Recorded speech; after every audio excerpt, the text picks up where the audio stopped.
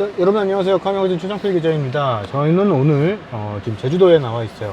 제가 지금 나와 있는 이곳은 제주도에 처음으로 오픈이 된 토요타 렉서스 통합 전시장 겸 통합 서비스 센터입니다. 이곳이 이제 새롭게 제주도에 오픈을 했다라고 하는데, 이곳에 대한 이야기는 요 위쪽에서 보여드리는 다른 영상으로 확인을 하실 수가 있고요.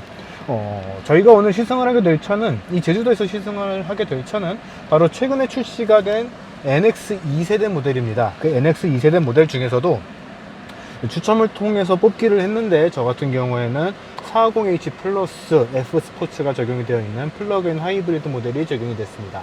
사실 론칭 때 제가 가보질 못했었기 때문에 상당히 좀 궁금한 점들이 많거든요. 이 부분에 대해서 하나씩 살펴볼 수 있도록 하죠. 일단 2세대 모델이 출시가 됐죠. 기존의 NX 같은 경우에도 상당히 높은 효율을 자랑을 하는 이 하이브리드 SUV로서 상당히 높은 인기를 누려왔습니다. 네, 상당히 높은 인기를 누려왔었는데, 2세대로 변경이 되면서 플러그인 하이브리드 모델이 새롭게 추가가 됐죠. 일단 외관에서부터 약간씩 좀 차이가 있기는 합니다. 크게 변화가 생긴 거는 아닌데, 사실 세대가 변경이 됐다라는 것 치고는 약간 좀 부분 변경에 가까운 그런 변화가 좀 적용이 됐다라고 말씀을 드릴 수 있을 것 같아요. 일단 이 F 스포츠 모델하고 이 플러그인 하이브리드 450H 중에서도 그냥 일반적인 트림이라고 할 수 있는 프리미엄 트림 사이에 약간 좀 디자인의 차이가 있는데, 그릴에서 그런 차이들을 발견을 할 수가 있습니다. 여러분들이 NX 관련된 기사들을 좀 살펴보시다 보면은 이 스핀들 그릴에 적용이 되어 있는 이 패턴이 U자형으로 새롭게 변경이 됐다라는 그런 내용들을 좀 보셨을 것 같아요.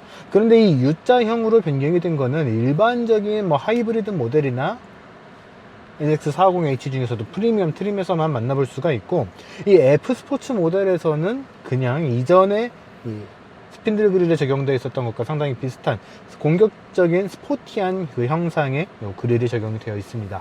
그리고 헤드램프 같은 경우에도 이제 렉서스의 특징 중에 하나라고 이야기를 하면 굉장히 쐐기형으로 뾰족하게 들어가는 그런 헤드램프 주간주행등 아닐까 싶은데, 그런 주간주행등이 약간 좀 중간 쪽으로 위치를 옮겼다라고 해야 될까요? 모델에 따라서는 아예 위쪽에, 헤드램프 위쪽에 자리를 하거나 아예 아래쪽에 자리를 하거나 그랬었는데, 이제는 좀 중간 부분에 자리를 하고 있어서 더 날카로워 보이는 그런 눈매를 가지게 됐다라고 이야기를 할 수가 있을 것 같습니다. 측면에서는 사실 크게 변화는 못 느끼겠어요. 지금 제 옆에도 이제 다른 기자분이 타고 계신 이 시승차가 같이 준비가 되어 있는데, 한참을 봤지만 크게 차이점은 모르겠습니다. 뭐 플러그인 하이브리드가 적용이 됐기 때문에 뭐 충전 포트가 더 자리를 하고 있어서 두 개의 주유구가 보인다라는 점이 일단 첫 번째 측면에서 봤을 때 차이점 아닐까 싶어요. 뒤쪽에서는 약간 좀 더 많은 차이가 있다라고 설명을 드릴 수가 있을 것 같은데, 일단 많은 브랜드들이 요즘에 로고를 적용을 하는 대신에 브랜드의 이름을 영문으로 쓴 레터링을 배치를 하는 것들을 좀 트렌드로 가져가고 있죠. 그런 것 때문인지는 모르겠지만, 이 NX 역시 렉서스의 요 특유의 로고, L자 로고를 빼버리고 레터링으로 이 렉서스 글자를 표시를 해주는 그런 형태로 변경이 됐습니다. 그러면서 UX와 비슷하게 좌우를 쭉 연결을 해주는 그런 형태의 요 테일램프 디자인이 적용이 돼서 조금 더 와이드해 보이는 그런 구성들을 갖춘 것도 특징이라고 이야기를 할 수가 있을 것 같아요. 그 외에는 사실 외관에서 봤을 때 세대가 변경이 됐다라는 것과는 약간 좀 거리가 먼 것 같은데 라는 생각이 들 정도로 변화가 좀 적다라는 것들을 저는 좀 먼저 설명을 드리고 싶습니다. 실내 같은 경우에는 변화가 좀 큰 편이에요. 일단 먼저 말씀을 드리고 싶은 거는 요 인포테인먼트 시스템 쪽인데, 화면이 일단 굉장히 커졌죠. 렉서스라는 브랜드가 변화에 굉장히 보수적이다라는 것들, 외관에서도 거의 변화가 없었다라는 것에서도 그런 점들을 알 수가 있는데, 이게 변화가 정말 없는 브랜드다라는 것들을 감안을 한다면은 이렇게까지 큰 사이즈의 인포테인먼트 디스플레이를 적용을 해줬다, 요거는 좀 큰 결심을 하고서 적용을 해준 그런 변화 아닐까 생각이 듭니다. 그런데 아쉽다면 아쉬운 거고, 그대로 유지가 됐다라면 유지가 된 건데, 이번에도 역시 아틀란의 내비게이션 시스템이 장착이 됐습니다. 물론 이제 예전과는 다르게 OTA로 내비게이션 지도나 이런 것들을 좀 업데이트를 하고 최신 교통 환경을 실시간으로 반영을 할 수가 있는 그런 기능들이 탑재가 됐다라고 이야기는 하고 있지만, 사실 아틀란 내비라는 것 자체에 대해서 저는 사실 조금 약간 거부감이 있다라고 해야 될까요? 길 안내에 대한 측면이라든가 내비게이션 시스템의 반응 자체라든가 그런 것들에 대해서 다른 브랜드의 내비게이션 대비 약간 좀 둔탁하게 움직이는 그런 경향들이 있다 보니까 이번에 좀 어떻게 변경이 됐을지, 그런 점들이 좀 많이 개선이 됐을지, 그런 부분에 대해서도 좀 궁금함이 많이 느껴집니다. 이 인포메이션 시스템을 이야기를 하면서 같이 이야기를 드리고 싶은 거는 이제 음성인식이 적용이 됐어요. 이 음성인식이 이제 렉서스 커넥트라는 이름으로 이제 새롭게 추가가 되면서 같이 적용이 되게 된 건데, 이렇게 내비게이션 시스템과 렉서스라는 이 차 자체하고 연결이 되는 시스템들은 LG U 플러스에서 U 플러스 드라이브라는 이름의 이 시스템으로 연결을 해줬다라고 이야기를 합니다. 그래서 이따가 주행을 하면서 몇 가지를 조금 테스트를 해볼 건데, 반응 속도나 이런 것들이 얼마나 빠를지 약간 좀 기대가 되기도 해요. 그리고 이번에 좀 재밌는 이야기를 들은 게, 사실 음성인식이라고 하면은 특히 이제 볼보하고 폴스타에서 많이 이용을 하는 거죠. 그냥 음성인식으로서 아리아 아니면 헤이 벤츠, 헤이 메르세데스 이런 식으로 그냥 음성인식으로 음성 호출을 해서 음성인식 시스템을 사용을 하는 그런 모습들을 볼 수가 있는데, 그냥 버튼을 눌러서 음성인식을 작동을 하도록 켜도록 하는 그런 시스템으로 구성을 했다라고 합니다. 그렇게 바꾼 이유는 안전 때문이라고 해요. 뒷좌석이나 동승자가 그냥 막 장난처럼 부르는 그런 상황들을 피하기 위해서 이렇게 버튼을 눌러서 작동을 하는 형태로 적용을 했다라고 이야기를 합니다. 그리고 도어 손잡이 안에서 도어를 여는 것도 약간 좀 변경이 됐는데, 지금 그냥 손잡이가 없죠. 이 자료 영상을 보니까 일본 브랜드들 특히 토요타하고 렉서스가 이런 거를 진짜 잘 시도를 하는 것 같아요. 이게 좋은 거라고는 못하겠습니다. 사실 일본 향이 너무 짙기 때문에. 그런데 일본의 이 다다미문이라고 있죠. 그런 것들을 여는 것처럼 굉장히 자연스럽게 그냥 손을 대고 여는 듯한 느낌으로 그냥 딱 잡고 열면은 바로 열 수가 있는 그런 구성으로 이 도어 손잡이를 개발했다라고 이야기를 합니다. 배려라면은 배려인데 너무 일본향이 짙은 것 아닌가라는 그런 생각도 들기는 해요. 사실 이 렉서스 브랜드는 글로벌 브랜드로서 더 많은 활약을 하고 있는 그런 브랜드인데, 이렇게 지나치게 일본향이 강한 거는 약간 좀 호불호가 갈릴 수 있겠다라고 생각이 듭니다. 그리고 이제 최근에 현대차에도 적용이 되기 시작한 기능이죠. 리어뷰 카메라가 같이 통합이 되어 있는 룸미러 같이 적용이 되어 있는 그런 모습들도 확인을 할 수가 있고요. 그리고 이 차 같은 경우에는 F스포츠 가장 최상위 모델이기 때문에 헤드업 디스플레이까지 같이 적용이 되어 있는데, 스티어링 휠이 약간 좀 변경이 된 것과 좀 연동이 된다라고 저는 이야기를 드리고 싶습니다. 변동이 되면서 스티어링 휠에 있는 펑션 버튼들, 각종 버튼들에 손가락을 갖다 올리게 되면은 이 헤드업 디스플레이에 내가 지금 어느 쪽 버튼에 손을 대고 있는가를 같이 확인을 할 수가 있는 그런 안내가 이 헤드업 디스플레이 화면에 뜨게 됩니다. 그러니까 운전자가 운전을 하면서 손을 움직일 때, 무언가를 조작을 할 때 시선을 앞에서 떼지 않고 조작을 할 수 있도록 해주는 그런 구성으로 되어 있다라는 거죠. 그런 측면에서 봤을 때는 신경을 꽤 많이 썼다라고 이야기를 할 수 있을 것 같습니다. 이 리어뷰 카메라 같은 경우에는 조작할 수 있는 게 상당히 많네요. 밝기나 상하, 좌우, 요 틸트, 확대까지도 컨트롤 할 수가 있어서 굉장히 다양한 그런 구성들을 할 수 있도록 해준 것들이 좀 눈에 띕니다. 스티어링 휠에 있는 버튼을 눌렀을 때 보여지는 이 헤드업 디스플레이의 화면의 반응 굉장히 빠릅니다. 약간 좀 느리게 반응하는 그런 것들이 아니라 그냥 손이 움직이는 그대로 보여주는 그런 모습들을 보여주고 있어서 상당히 편리하게, 렉서스가 이야기를 한 것처럼 운전을 하면서 시선을 따로 조작을 하지 않고도, 시선을 돌리지 않고도 이 차를 조작을 할 수가 있는 그런 구성을 갖춰놨구나 라고 생각이 될 정도예요. 파워트레인 같은 경우에는 하이브리드 모델과 플러그인 하이브리드 모델 모두 2.5리터 4기통 가솔린 엔진이 장착이 되어 있습니다. 이 450H 플러그인 하이브리드 모델 같은 경우에는 18.1kWh의 리튬이온 배터리와 전기 모터가 더 추가가 되어 있어서 합산 총 출력 약 304마력 정도를 발휘를 한다라고 이야기를 해요. 예전보다 더 성능 자체도, 출력 자체도 많이 올라갔다라고 이야기를 할 수가 있을 것 같고, 전자식 사륜구동 시스템 E4 시스템이 토요타하고 동일한 시스템이죠. 그 시스템이 탑재가 되어 있어서 조작을 할 때, 운전을 할 때 더 안정적이면서도 파워풀한 그런 드라이빙도 느낄 수 있지 않을까라고 생각이 됩니다.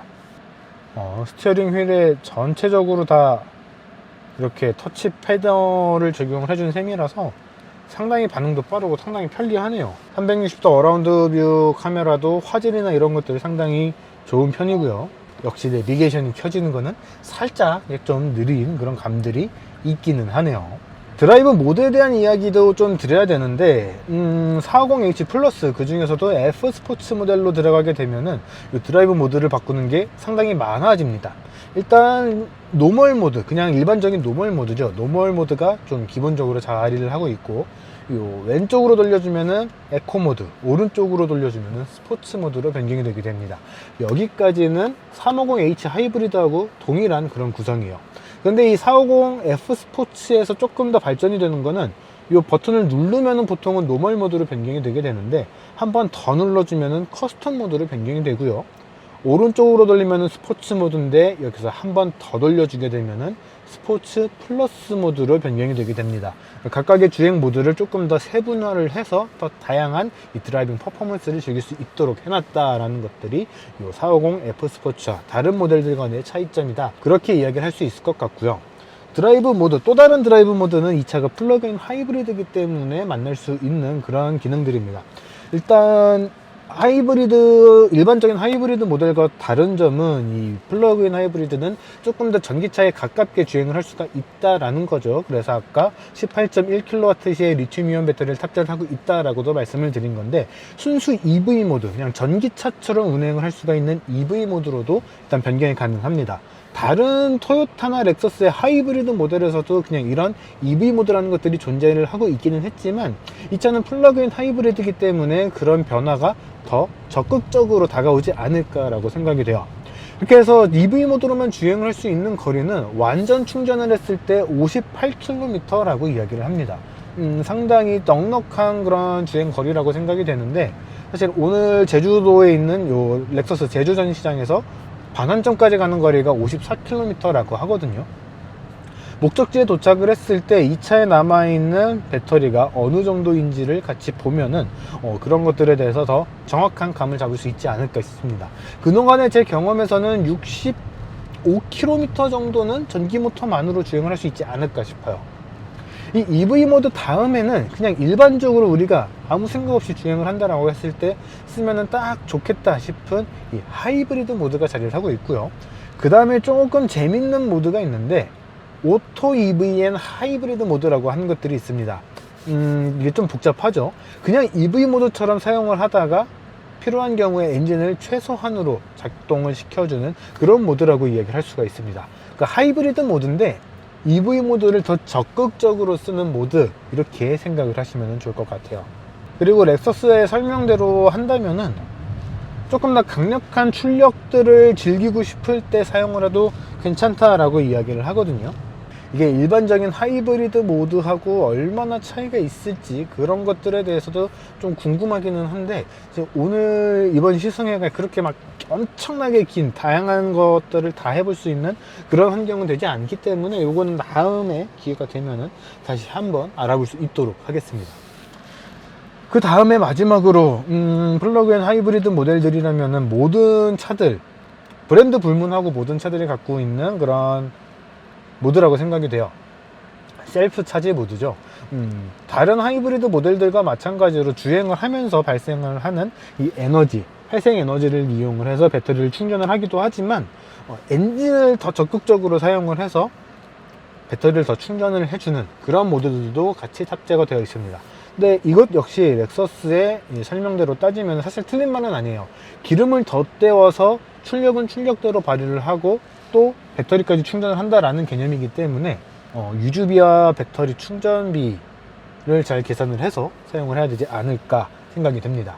자, 음성인식을 한번 사용을 해보죠. 일단 버튼을 눌러야 되니까 눌러보면은 생각보다 빠르기도 하고 또 반응도 상당히 좀 현실적이라고 이야기를 해야 될까요? 사람하고 대화를 하는 듯한 그런 반응으로 나오게 세팅을 해놓은 것도 되게 재밌는 포인트라고 생각이 됩니다. 사실 일본 브랜드들이 그런 측면들이 좀 있었죠. 지나치게 보수적인 경향들, 그런 경향들이 좀 있었다 보니까 되게 많은 분들, 특히 좀 연세가 있으신 분들은 괜찮아 했지만 좀 젊으신 분들이 봤을 때는 좀 깝깝한데 라는 생각이 많이 들게 하는 그런 구성들이 좀 있었는데, 이번 2세대 NX에서는 그런 측면들에서는 좀 많이 따라온 것 같다라는 생각이 들어요. 따라왔다라고 해야 될까요? 이제 또 이 모습으로 되게 오래 갈 것이다 라고 해야 될까요? 두 가지 측면이 다 있지 않을까라고 생각이 되는데, 어쨌든 현 시점에서 봤을 때는 뭐 현대기아 뿐만 아니라 독일 브랜드들, 그런 브랜드들과도 상당히 비슷한 수준까지 이런 편의성을 올려줬다라고 이야기를 할 수 있을 것 같습니다. 제주시에서 출발을 해서 애월 쪽이죠. 이제 제주도 서쪽을 지나서 남서쪽까지 가는 그런 코스로 지금 코스가 잡혀 있는데, 지금 한 절반 정도 주행을 해 봤거든요. 시내부터 해서 약간 좀 해안도로라고 해야 될까요? 좀 이렇게 중고속을 섞어서 주행을 해 보니까 예전보다 많이 좀 강력해졌다라고 해야 될까요? 출력 자체가 더 세졌기 때문에, 거기다가 플러그인 하이브리드 모델이기 때문에 더 그런 느낌들이 들 수도 있겠다라는 생각이 들기도 하지만, 일단 출력 자체가 예전보다 더 넉넉해졌다라고 이야기를 할 수 있을 것 같습니다. 예전보다 더 넉넉해진 그런 출력 덕분에 가속감이나 이런 측면에서도 전혀 스트레스 없이 주행을 할 수가 있는 그런 모습들이 좀 느껴졌어요.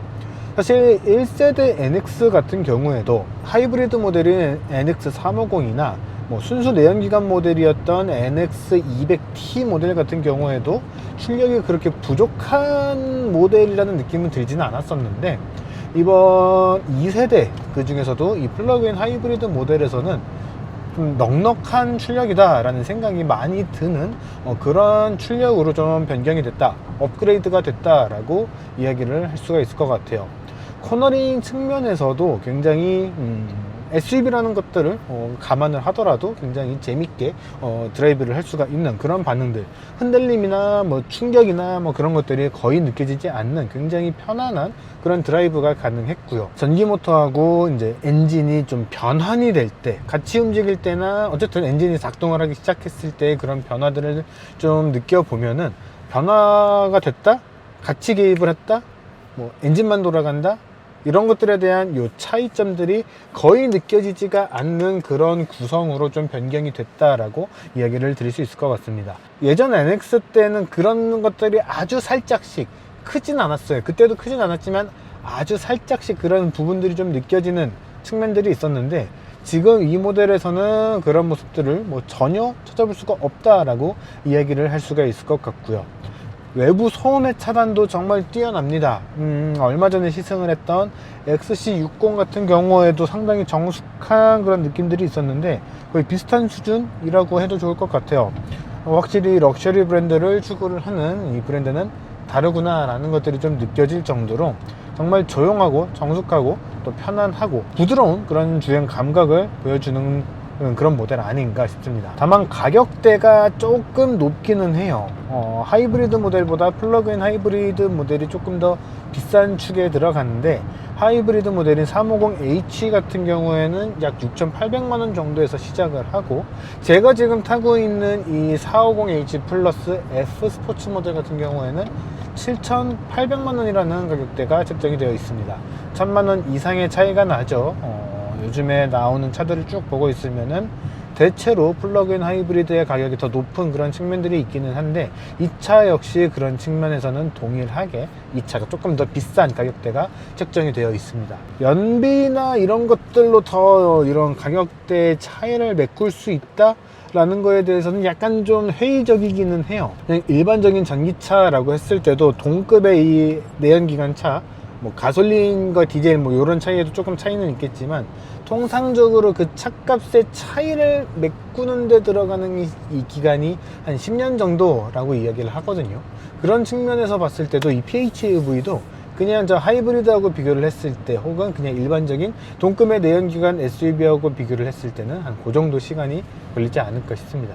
그런 측면에서 봤을 때는 사실 냉정하게 이야기를 해서 굳이 이 플러그인 하이브리드 모델을 한 1,000만원 이상 더 주고 선택을 할 필요는 없겠다라는 생각이 일단 첫 번째로 들고요. 두 번째로는 배터리의 효율이 나쁘진 않습니다. 지금 한 25km, 20km 정도 주행을 한 것 같은데 배터리가 반 조금 넘게 남아 있거든요. 우리나라에서 인증을 받은 58km라는 주행거리하고 같이 생각을 했을 때도 연비가 그렇게 나쁘지는 않은데, 이것 때문에 플러그인 하이브리드를 선택을 해야 될 이유라고는 못할 것 같아요.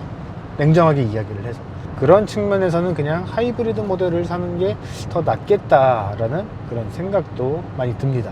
되게 오묘한 모델이라고 생각이 돼요. 예전에도 NX가 상당히 잘 팔리긴 했는데 이번 모델 역시 단 하이브리드 한정으로 나쁘지 않게 판매가 되지 않을까라는 그런 생각이 좀 듭니다. 그런 측면에서 봤을 때는 이 플러그인 하이브리드는 약간 좀 계륵 같은 모델 아닐까 싶어지네요. 제주에 와서 달리니까 조금 더 즐겁게 탄 것 아닌가라는 생각이 들기도 하는데, 기회가 된다면은 일반 하이브리드 모델을 이용을 해서 다시 한번 이 차에 대해서 더 자세하게 알아보고 또 시승 소감도 전달을 해드릴 수 있도록 할게요. 이번 영상은 여기까지고요. 저희는 서울에 돌아가서 뵙도록 하겠습니다. 구독과 좋아요, 알람 설정까지 부탁드리고요. 저희는 다음에 뵐게요. 안녕.